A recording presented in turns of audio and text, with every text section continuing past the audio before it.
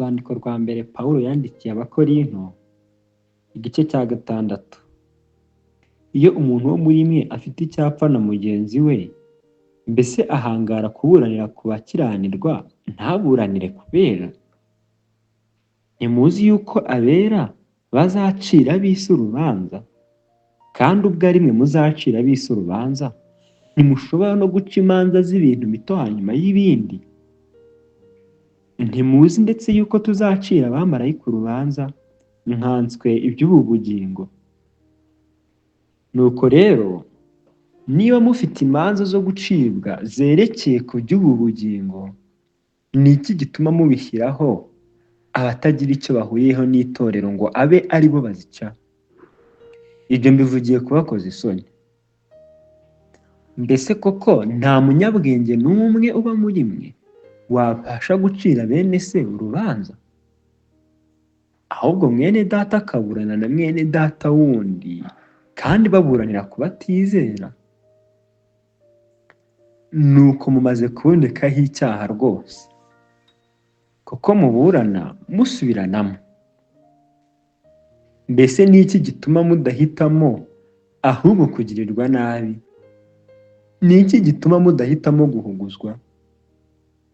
Ariko nimwe ubwanyu mugirirana nabi muhuguzanya, kandi abo mugirira mutyo ni bene data. Ntimuzi yuko abakiranirwa batazaragwa ubwami bw'Imana? Ntimwishuke.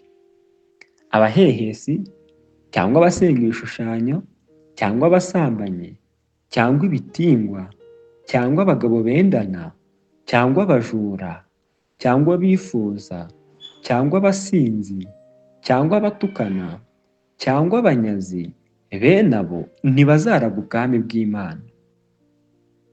Kandi bamwe muri mwe mwari nkabo, ariko mwaruhagiwe, mwarejejwe, mwatsindishirijwe n'umwuka w'Imana yacu mu izina ry'Umwami Yesu Kristo. Byose ndabyemererwa, nyamara ibingirira akamaro si byose. Byose ndabyemererwa, ariko sinzategekwa n'ikintu cyose. Ibyo kurya ni iby'inda, n'inda nayo ni ibyo kurya, nyamara Imana izabitsemba byombi. Nuko rero umubiri si uwo gusambana, ahubwo ni uw'Umwami, kandi Umwami nawe ni uw'umubiri. Kandi ubwo Imana yazuye Umwami Yesu, natwe izatuzurisha imbaraga zayo. Ntimuzi yuko imibiri yanyu ari ingingo za Kristo? Mbese noneho ntore ingingo za Kristo nkazihindura ingingo za maraya? Ntibikabeho.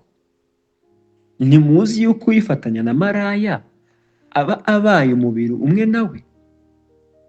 Kuko Imana yavuze iti, bombi bazaba umubiri umwe.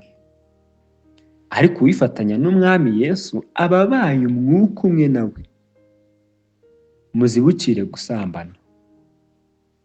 Ibindi byaha byose umuntu akora bikorerwa inyuma y'umubiri, ariko usambana aba akoze icyaha cyo mu mubiri we. Mbese ntimuzi yuko imibiri yanyu ari insengero z'Umwuka Wera uri muri mwe, uwo mufite wavuye ku Mana? Kandi ntimuri abanyu ngo mwigenge, kuko mwaguzwe igiciro. Nuko rero mutume imibiri yanyu ihimbaza Imana.